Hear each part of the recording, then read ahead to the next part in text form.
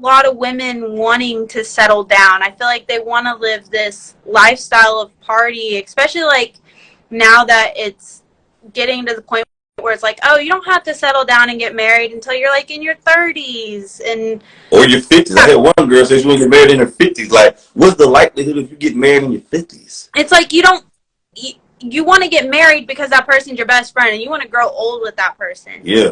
And what makes you think you're going to live that long to 50? That ain't guaranteed. That's for sure. So, right.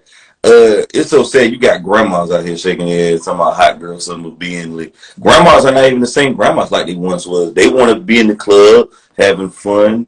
Because I believe this is the reason, because you have older women in competition with the young girls because they're going after the same type of man. Yeah. And it's ridiculous. There shouldn't be competitions over a single man. There shouldn't be a competition, period. If you see a man and he is looking at multiple women, why waste your time on that man? He's already made the decision for you. And same goes to a woman. If that woman is looking at multiple men, she's already made that decision for you.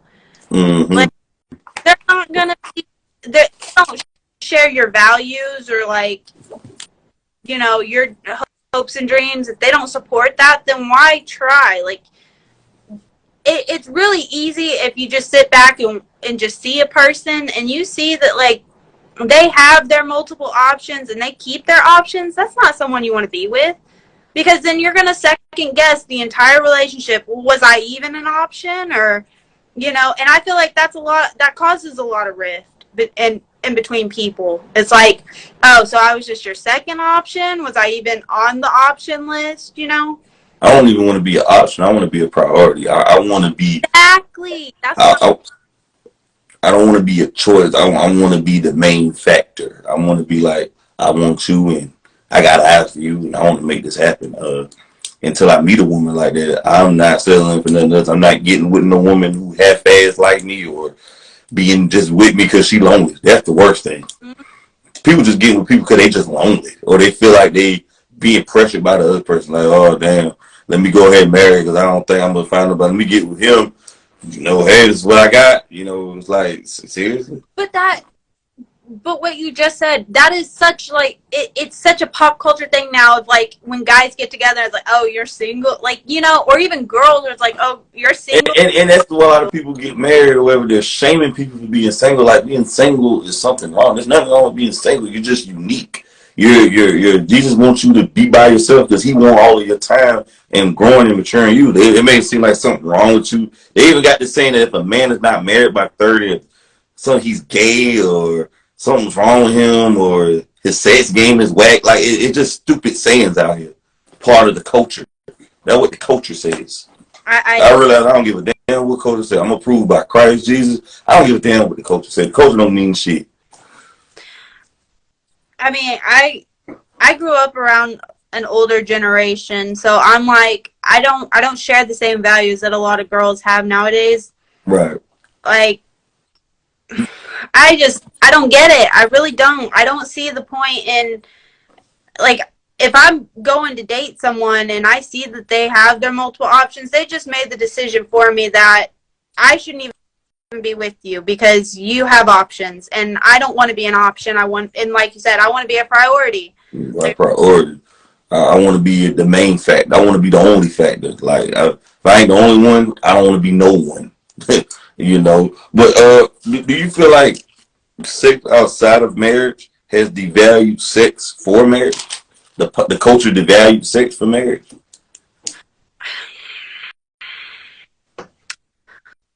I don't know. That's such a hard... Let's make it easier for you. Because I read a statistic.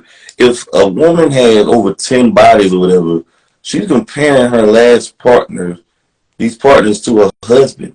So same thing with a man, if he didn't have multiple women, you gave him a piece of yourself. Like, that's like eating chicken nuggets. If somebody ate and nibble and spit and bit all them chicken nuggets, hell, you don't want them chicken nuggets no more, do you? was likewise with people. If that person gave pieces of their body to somebody, the multiple people, they can't even count on their hand. Hell, they didn't value the part. Like, what is? But then it's like, because marriage, if I remember correctly, now it's been a long time, but if I remember correctly, it's like a virgin when she gets married. Like, she's pure. So if that's the case, then is it really a true marriage at that point? Like, that's if you. I believe people need to go. That's why I believe people should stay pure before they get married. Granted, I haven't stayed pure. I've slipped up and backslid. Not no more though, because I got my mind made up. I ain't going back. I ain't backsliding no more. But I really believe before somebody get married, they need to detox and not have sex until they have sex with their husband or their spouse, because all that mileage adds up on you eventually.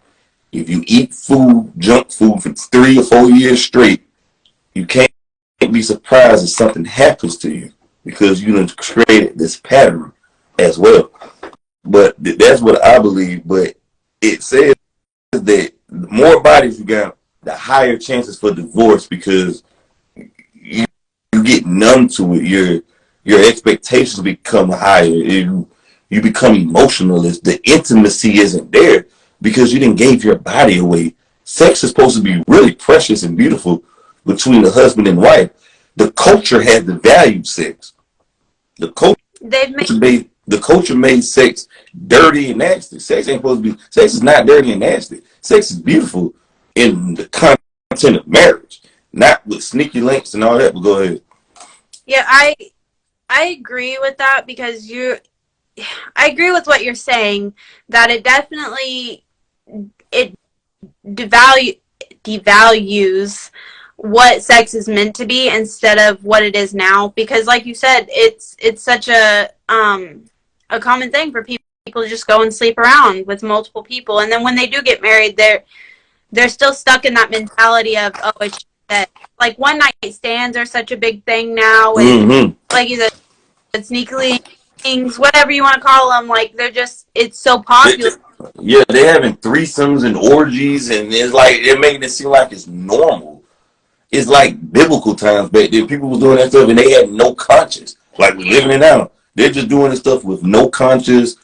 They have no shame. Like they don't even have no, like, I don't give a fuck. Like, I don't give a this you only live once attitude. Like, shit, I only live once. The fuck.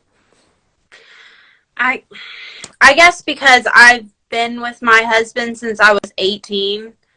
And how long you been married? 3 years. That's a blessing. That's great. That's great. Yeah, it has not been easy, but nothing easy worth having is gonna happen. Nothing easy gonna be had worth having. That's what I'm saying. So I mean, it's trial and error, and I mean, it's not, like you said, it's not easy. Who was it that said that? Chris Rock, I think, said 2 people can lift a couch real easy, but you leave one person to do it, and that couch ain't going nowhere. Like. Man, you ain't lying. Think about it like this though. I've had women that I ate women ass before, licked their ass, but I haven't met their parents.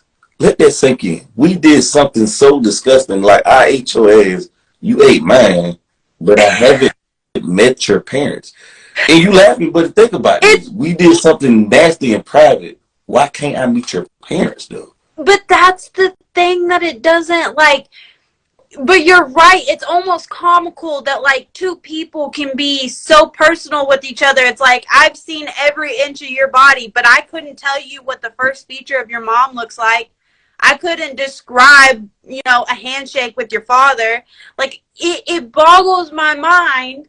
And, I come from a broken home. My parents got divorced when I was really young.